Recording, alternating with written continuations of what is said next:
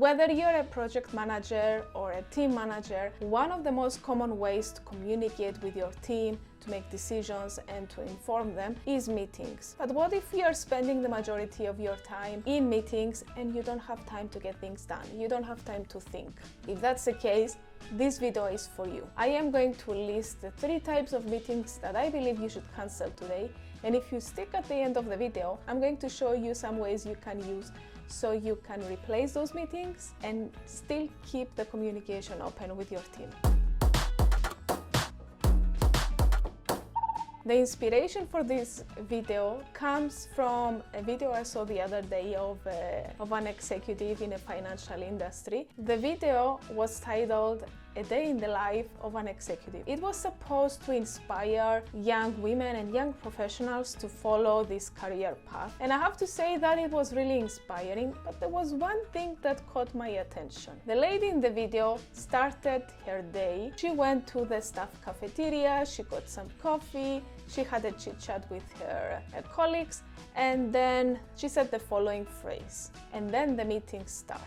The tone in her voice made me think that she's probably not that happy that her day is full of meetings. In my opinion, there should be only 2 types of meetings: decision-making meetings and relationship-building meetings. The rest of the meetings you can replace or you can have them rarely in your calendar. The first type of meeting I believe you should cancel is the follow-up meetings. The purpose of the meeting is to hold the team members accountable.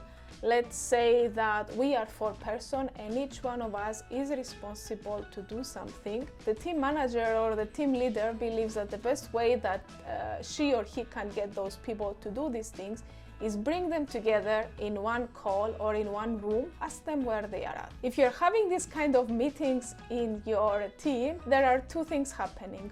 One, either you don't have a proper project management system, or your team lacks accountability. Because if you're scheduling those meetings in the calendar, you're giving the impression to people that they can wait until the next meeting to finish the thing they have to do. And normally or usually what happens is that those people, they wait until the day before the meeting to actually finish that task. And the other thing that is happening is that you're probably causing frustration to those people that are quick to do the things, that are quick to get things done. And they come to the meeting and they realize that, some of my colleagues are not really delivering. So you see where I'm getting at here? You have to have a proper accountability system in place. If someone from the team is lagging behind, this is the time where you should have a conversation with them and see where they are stuck, where they need help, and so on. Second type of meeting you should cancel is a meeting that is a presentation. A meeting where one person is talking, they usually have a slide deck, or maybe not, and they take you through this report or slide deck, or they present an idea to the team. And what happens sometimes in those kind of meetings is that this person is so excited, he brings so much information to the table, and we arrive to the end of the meeting, and then he says, I would love to take your questions, but we are running out of time. So please send me your questions in writing. Everyone in the project team has different schedules. If you cut their day with a meeting that is a presentation, you're cutting their focus. Instead, what you should do is tell the person who is presenting, and if it's you who is presenting, then do it yourself, to create a report, a slide deck, or even a video explaining what they need to do. And then at the end, ask the people who have questions to get back to you with questions. And if you see that there is a room for discussion and debate, bring the team together, ask everybody to read the deck beforehand, and bring everybody together and discuss. If 1 or 2 persons have questions about the report or the slide deck, you could have a one-to-one conversation with them. There is no need to bring the whole team to discuss something if they have nothing to discuss.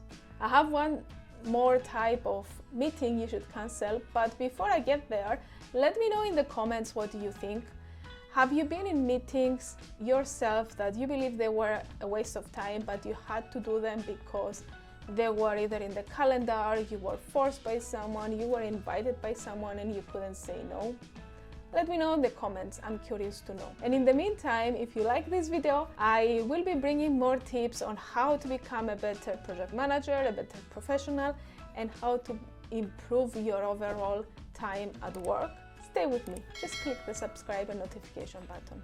The third type of meeting is the most common meeting. It is called a status meeting or a staff meeting or a team meeting, if you want to say. They have the purpose of informing the leader on how everyone is doing. Here's how they go.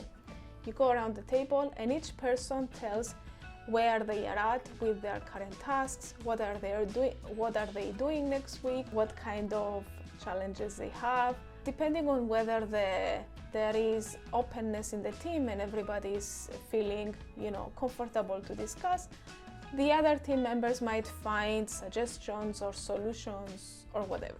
I had a lot of those meetings with my team, and I used to believe that they are important in order to bring the team together, in order to create alignment. But here's what, this is not the case, because when every team member speaks, the others are thinking one of the two things. What am I going to say? The other thing is, okay, how can I help this person? It's not in my area of expertise, so sometimes they don't even know what everybody else is talking about. Anyway, this kind of meetings should be done maybe once a month, maybe once, twice a month. But if you want to go through and ask people how they are doing, if they need help as a manager, there are better ways to do that. The better way is hold an asynchronous meeting. Well, I have good news about you. I'm making another video on how to explain it. You're taking the same information that you are distributing in a team meeting and you're putting them in a document. So instead of going around and asking everyone how they are doing, you're asking them to complete a document. You can go through the questions and then you can call a short meeting, either one-to-one with these persons or bring the involved persons together, and you can quickly solve that challenge.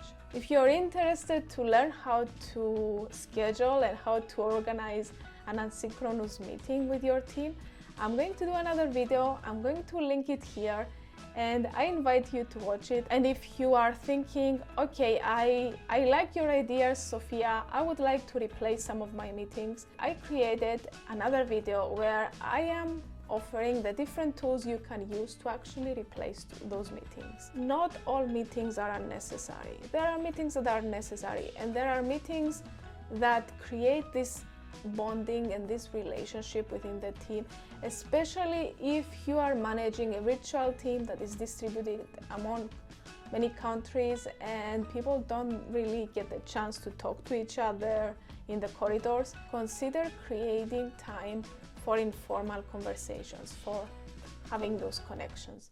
But this is the subject of another video, and let me know if you are interested to hear more about that. Here are 2 videos that can help you learn more. Bye for now.